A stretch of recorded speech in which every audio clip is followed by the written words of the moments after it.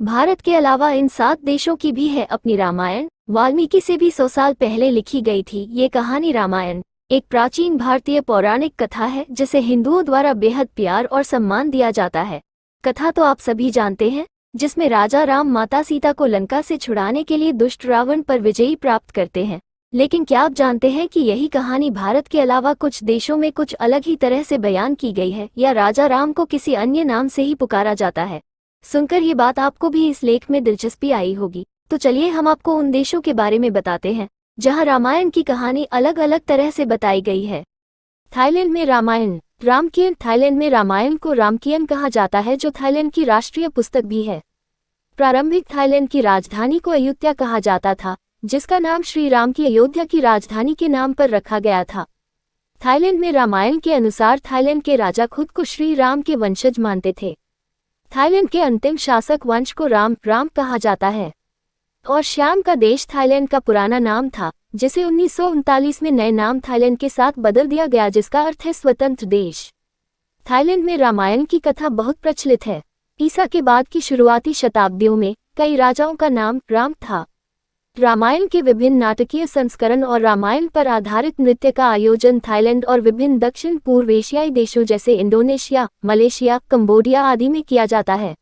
Burma में Ramayan. Burma में रामायण को यमयान कहा जाता है, जो अनौपचारिक रूप से बर्मा का राष्ट्रीय महाकाव्य है। इसे यम राम चिदाव जातका भी कहा जाता है। बर्मा में राम को यम और सीता को मिथिदक कहा जाता है। कंबोडिया में रामायण रिमकर, जिसे रामकृति भी कहा जाता है, राम जोड़ कीर्ति महिमा संस्कृत के रामायण महाकाव्य पर आधारित कंबोडियाई महाकाव्य कविता है। नाम का अर्थ है राम की महिमा। ये हिंदू विचारों को बौद्ध विषयों में लेकर आता है और दुनिया में अच्छाई और बुराई के संतुलन को दर्शाता है।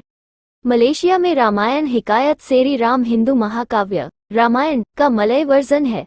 हिकायत सेरी राम की मुख्य कहानी ओरिजिनल संस्कृत वर्जन के समान ही है, लेकिन इसके कुछ पहलुओं को, जैसे कि शब्दों और नाम के उच्चारण को स्थानीय भाषा में संशोधित किया गया था। जावा। इंडोनेशिया में रामायण। जावा इंडोनेशिया में रामायण को काकाविन रामायण कहा जाता है, जो काव्य का जावानीज रूप है, जिसमें ट्रेडिशनल संस्कृत के मॉडल को दिखाया गया है।